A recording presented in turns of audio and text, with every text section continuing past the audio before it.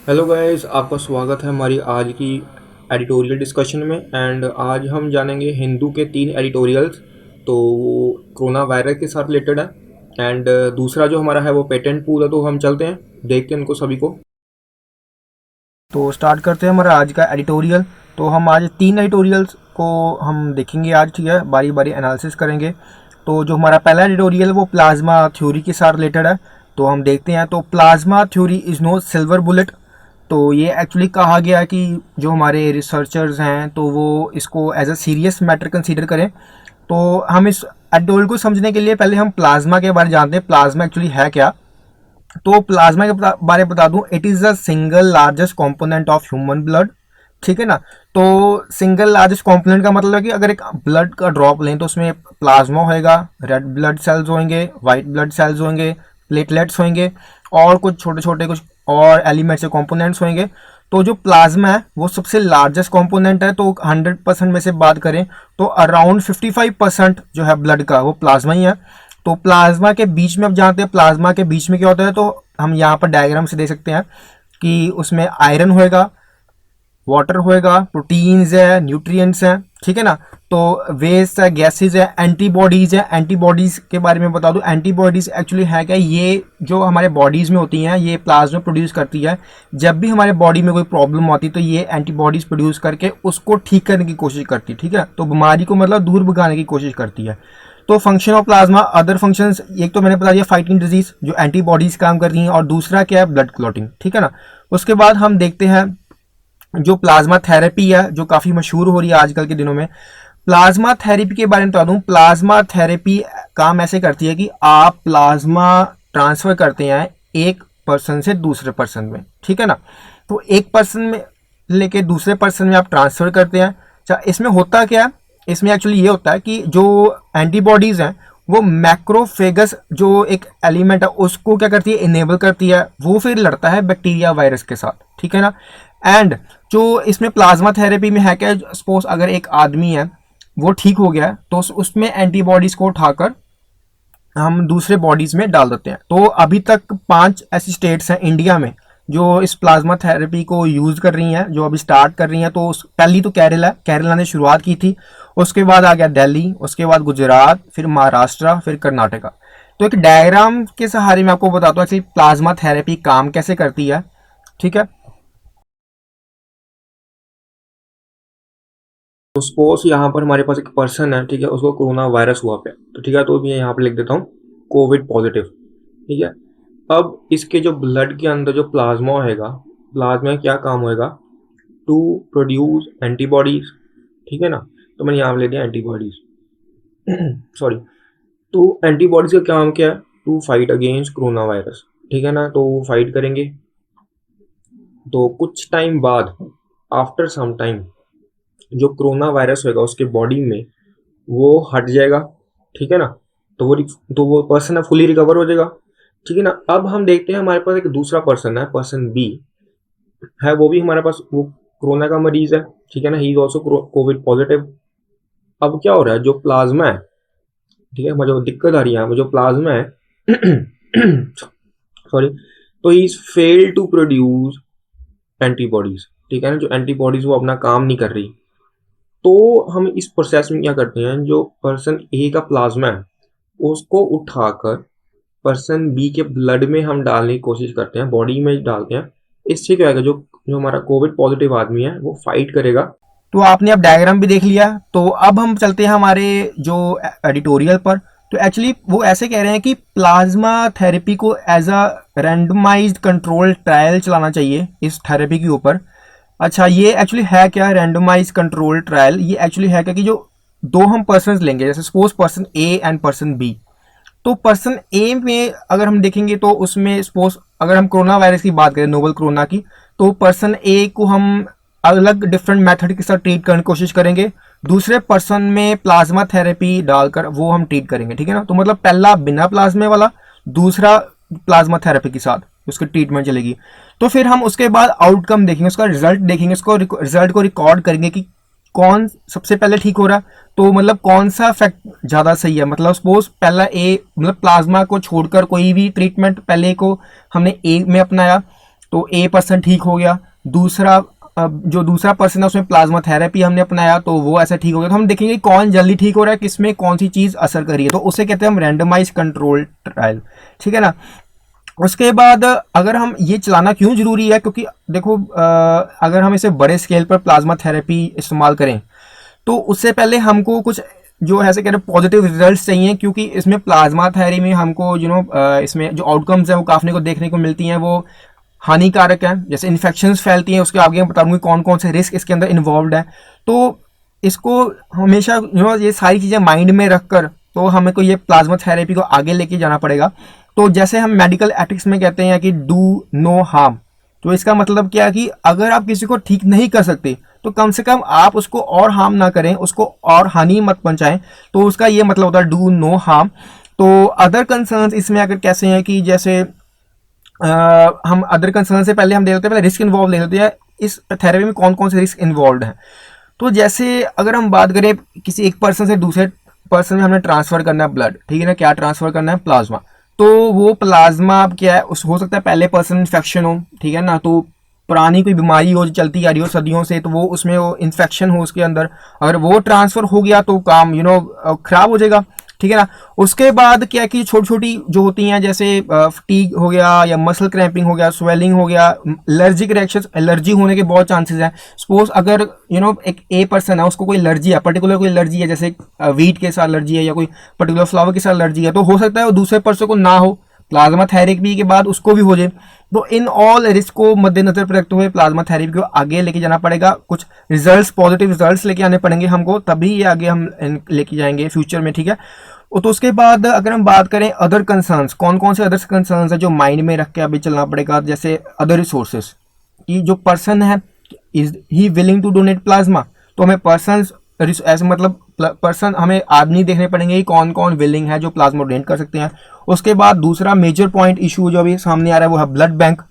तो blood bank के बाद train person to remove plasma, ये भी बहुत जरूरी है कि ना, तो आप किसी के सपोज अगर कोई न्यू डॉक्टर है, आप उसके हाथ में नहीं पकड़ा सकते मशीन की चलो आप निकालें प्लाज्मा, तो वो भी ट्रेन पर्सन चाहिए वहां पर। तो इक्विपमेंट टू स्टोर, हमें स्टोर करने के लिए जगह चाहिए, ठीक है ना, एक प्रॉपर इन्वायरमेंट चाहिए जहाँ पर स्टोर हो सकते हैं। उसके बाद मतलब पूरा ओवरऑल हमें देखते हुए, हेल्थ सिस्टम को देखते हुए हमको सबको सबके ऊपर नज़र रखनी पड़ेगी। एंड उसके अलावा हमको कुछ ऐसे सिस्टम्स हैं जैसे रेफरल सिस्टम्स हैं, तो मतलब अगर सपोज इस हॉस्पिटल में नहीं हो रहा तो बिल्कुल साथ के साथ रेफरल करके तो दूसरे हॉस्पिटल में भेज देना। तो मतलब ऐसे सिस्टम्स को लेके आना पड़ेगा सामने। तो इन्वेंट्री मैनेजमेंट लेके आनी पड़ेगी सामने। इसका मतलब ये होता है कि सपोज अगर दो हॉस्पिटल्स हैं, एक हॉस्पिटल में काफ़ी ज़्यादा मरीज हैं तो वहाँ पर जैसे इंफ्रास्ट्रक्चर की बात करें बिल्कुल ज़ीरो है, और दूसरे हॉस्पिटल की बात करें वहाँ पर इंफ्रास्ट्रक्चर इतना ज़्यादा है पर वहाँ पर मरीज ही नहीं है बिल्कुल भी। तो इसको मद्देनजर एक बैलेंस रखना पड़ेगा, ठीक है ना, जहाँ पर मतलब जितने इंफ्रास्ट्रक्चर वहाँ पर जितनी ज़रूरत है उतने ही मरीज हों, उससे ज़्यादा ना हो, या फिर मतलब ज़्यादा होना चाहिए उससे कम ना हो।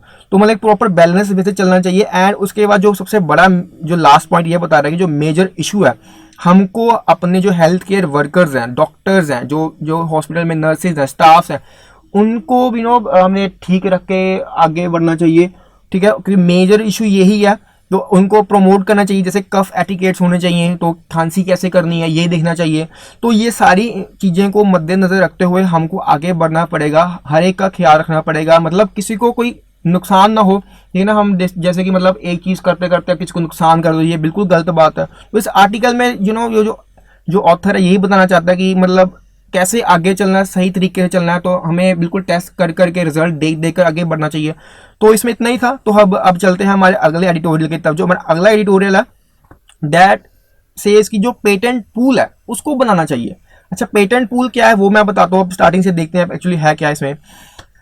हो क्या रहा है कि यहाँ पर अगर आप पेटेंट्स की बात करूं, पेटेंट्स एक्चुअली है क्या कि सपोज अगर आपने, आपकी कंपनी है, आप साइंटिस्ट हैं, ठीक है, आप कंपनी रन कर रहे हैं, एक ऑर्गेनाइजेशन रन कर रहे हैं जो ड्रग बनाती है, तो आपने इतने सालों से मेहनत कर कर एक ड्रग बनाया, ठीक है। तो ड्रग बनाया तो आपको ये है कि अब मैंने मेहनत की है तो वो उसका फल किसी और को ना मिले, आप उस ड्रग का पेटेंट रिकॉर्ड करा देते हो, ठीक है, इतनी बात समझ आ गई। आप उस ड्रग का पेटेंट रिकॉर्ड करा देते हो। अच्छा, पेटेंट रिकॉर्ड मतलब होता क्या है कि आप पेटेंट करा देते हैं, आप फाइल रजिस्टर कराते हैं, उससे क्या होता है कि आपको पेटेंट मिल जाएगा। सपोज पर्टिकुलर टाइम मतलब 10 सालों का आपको पेटेंट मिल गया। मतलब जो भी आपको प्रॉफिट होगा, जितना ही प्रॉफिट हो किसी मेडिसिन के ऊपर, वो सभी जो प्रॉफिट्स हैं वो आपको ही मिलेंगे, किसी और को नहीं मिलेंगे, मतलब आप उसके मालिक हैं, रॉयल्टी आपको मिलेगी, ठीक है ना। उसके बाद पेटेंट्स के बाद क्या क्या है कि मतलब अगर सपोज पेटेंट मतलब कोई और कोई कॉपी कर रहा है तो आप कॉपीराइट केस डाल सकते हैं उसके ऊपर, ठीक है ना। तो ये पेटेंट के ऊपर है। उसके बाद मैं ओवरऑल बता दूं, 26 अप्रैल, हर साल 26 अप्रैल को हम मनाते हैं वर्ल्ड इंटेलेक्चुअल प्रॉपर्टी डे, ठीक है। कौन सा डे है? World intellectual property day. इसमें क्या है? वही जो पेटेंट का सारा इसके अंडर आता है। तो कोरोना से बचने के लिए काफ़ी ज़्यादा ऑर्गेनाइजेशंस, काफ़ी ज़्यादा कंपनीज, काफ़ी ज़्यादा ड्रग जो इन्फोर्समेंट कंपनीज हैं वो क्या कर रही हैं, वैक्सीन तैयार कर रही हैं, जो ड्रग है उनको बना रही हैं, ठीक है। वैक्सीन बना रही हैं या फिर ड्रग बना रही हैं।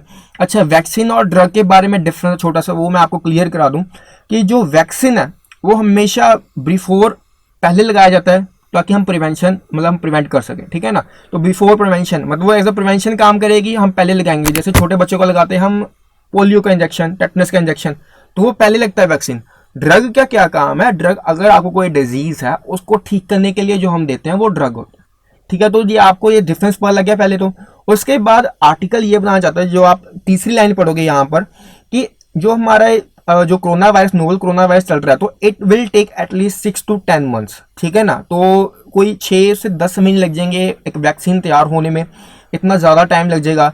तो उसके बाद वैक्सीन अगर तैयार हो गया, फोर्थ लाइन के ऊपर आ रहा हूं मैं, even when approval for marketing of a vaccine drug, अगर वैक्सीन तैयार हो गया, ड्रग तैयार हो गया, तो हम गारंटी नहीं दे सकते कि वो इतनी मतलब हम तक पहुंच जाए जल्द से जल्द, ऐसा हो भी नहीं सकता, ठीक है ना। एक एक्चुअली क्या क्राइटेरिया क्या है, वैक्सीन तैयार होएगा, फिर वो पेटेंट होएगा, फिर उसके बाद उसके जो कागजात हैं वो सारे क्लियर होंगे, फिर वो दूसरी कंट्री के ऊपर जाएगा, दूसरी कंट्री पे देखे जाएंगे उसके क्या पेपर वर्क होएगा, फिर वो वहाँ पर उसके रिफॉर्म्स देखेंगे कि क्या उसे सुटेबल है, फिर वो आगे लोग उसे पास करके आगे लोगों को पहुँचाएंगे। इतना ज़्यादा टाइम लग जाएगा इसको ठीक करने में, हमें मतलब कम से कम इसी में साल लग जाएगा अगर यही करने आगे।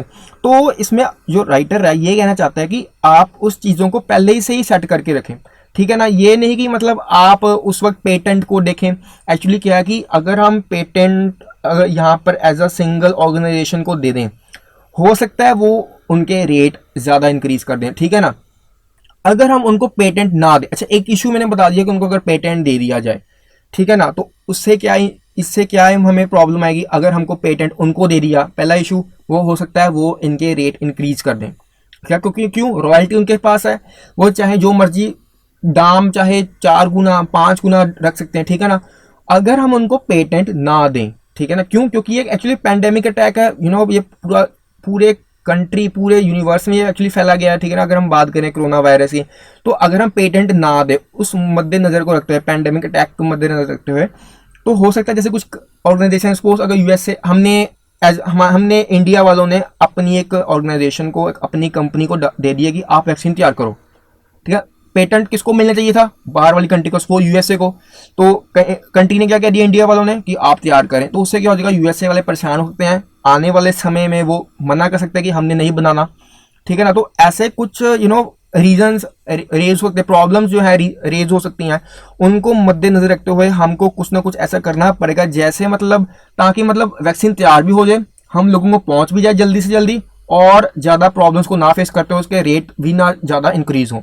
तो हम इशू को देख लेते हैं, कैसे इशू आएंगे, ठीक है, जो हमारे सामने आएंगे।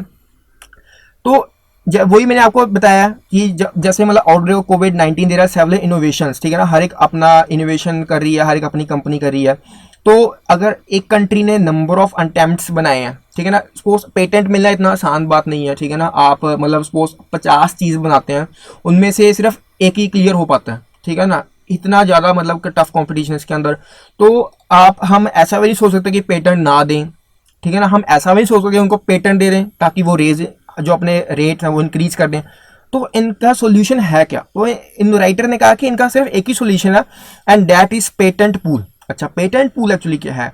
पेटेंट पूल एक्चुअली ये है कि आप एक ऐसे सॉर्ट ऑफ पूल बना दें जिसमें सारे क्रिएटर्स हैं, ठीक है ना, सारे ऑर्गेनाइजेशन जिन्होंने तैयार किया, सपोज ड्रग का कुछ हिस्सा सपोज मतलब चाहे मतलब पास ना हुआ हो, ठीक है ना, चाहे मतलब सक्सेस पे ना पहुंचे हो, नियरली सक्सेस पे ऊपर पहुंच गए हो, तो उनको पूल में डाल दें, ठीक है, ताकि क्या है कि मतलब जो रॉयल्टी है वो मेन आदमी के पास रहे, उसके बाद जो नीचे हैं जो मतलब सक्सेस पे पहुंचते पहुंचते रह गए, उनको भी कुछ थोड़ा फायदा हो, ताकि वो उनसे मदद लेकर, मेन ऑर्गेनाइजेशन से मदद लेकर वो आगे मेडिसिन या वैक्सीन को जनरेट कर सकें।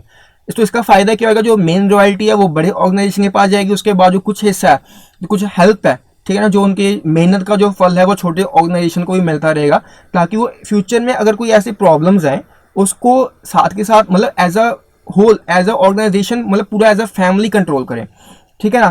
तो उसके बाद एक्चुअली है कि जो मेन इसका मुद्दा है वो है इंटेलेक्चुअल प्रॉपर्टी राइट्स, वो किसी के खराब ना हो, वो किसी के पास वॉयलेट ना हो, ठीक है ना। किसी ने बनाया है तो क्रेडिट हाँ उसको दो, तो ताकि मतलब वो आगे और हिम्मत जुटा सके और आगे ऐसे काम कर सके। उसके बाद चैलेंजेस हमें और भी आते हैं।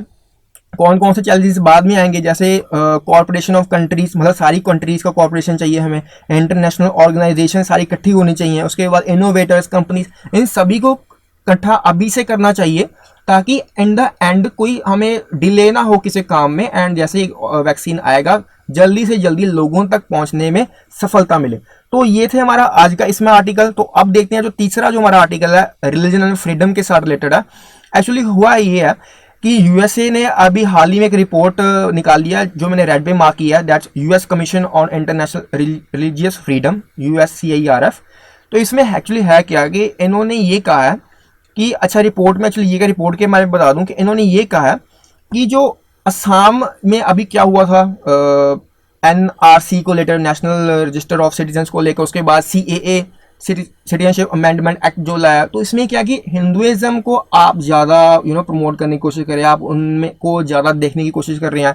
तो उन्होंने यूएसए वालों ने क्या किया था कि रिपोर्ट तैयार की थी, तो उसमें रिलीजियस टेंशन लाने की सोच रहे हैं इंडिया के ऊपर। तो इसके बारे में बता दूं, रिलीजियस सैंक्शन होता क्या है कि आप अगर सपोज किसी एक पर्टिकुलर रीजन को मेन फोकस कर रहे हैं, आप उनको एक पर्टिकुलर रीजन को ऊपर प्रमोट, उसको सिर्फ उसी को प्रमोट करने की कोशिश करें, तो आपके ऊपर रिलीजियस सैंक्शन लगने पे चांसेस ज़्यादा हैं।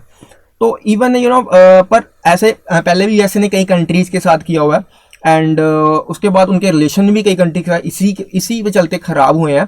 तो पर अभी तक हम ऐसा कह सकते हैं कि यूएसए इंडिया के ऊपर सैंक्शंस तो बिल्कुल भी नहीं लाएगा। रीज़न क्या है कि अभी तक हमारे हालात, जो अभी यूएसए और इंडिया रिलेशनशिप है, वो कुछ हद तक ठीक है।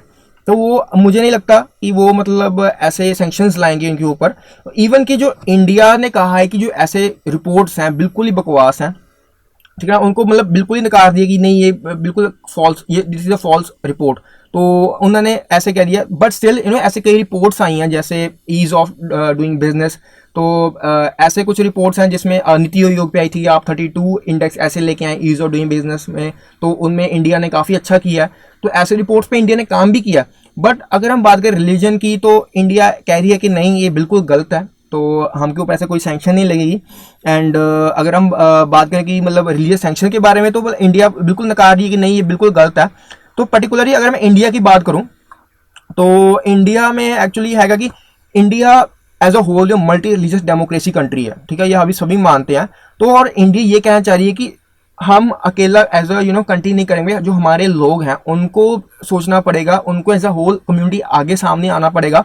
तो क्योंकि एक्चुअली एक ऑर्गेनाइजेशन नहीं बिल्कुल कर पाएगी। अगर हम बात करें सरकार की, सरकार कुछ नहीं कर पाएगी अगर हम आगे नहीं जाएंगे, ठीक है। उसके बाद ऐसी जो रिपोर्ट्स आ रही हैं उससे क्या होता है, रेपुटेशन के ऊपर काफ़ी ज़्यादा असर पड़ता है, ठीक है ना।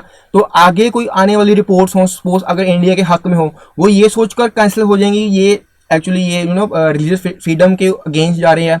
तो ये बातें हमको सोचनी पड़ेंगी, एंड इवन यूएसए को सोचनी पड़ेगी, ऐसा कुछ नहीं है यहाँ पर। एंड उनको ऐसा राइटर ये मानता है कि सैंक्शंस नहीं लगेंगे अभी, क्योंकि अभी रिलेशंस बिल्कुल सही हैं इंडिया के साथ। बट स्टिल आने वाले टाइम में यूएसए लगा सकता है, ये फॉर श्योर है। अगर इंडिया ऐसी काम करते रहा, जैसे एनआरसी या CAA लाता रहा, तो आगे वो एज अ इंडिया को डिक्लेयर कर देंगे, रिलीजियस सैंक्शन लगा देंगे, जैसे कई कंट्री, जैसे मुस्लिम कंट्रीज पर लगाया गया है। तो बट स्टिल आज के लिए इतना ही था। तो आई होप आपको वीडियो हमारी अच्छी लगी हो। एंड अगर आपको कोई डाउट है तो आप नीचे कमेंट सेक्शन में आप कमेंट कर देना। And thank you so much for watching our video.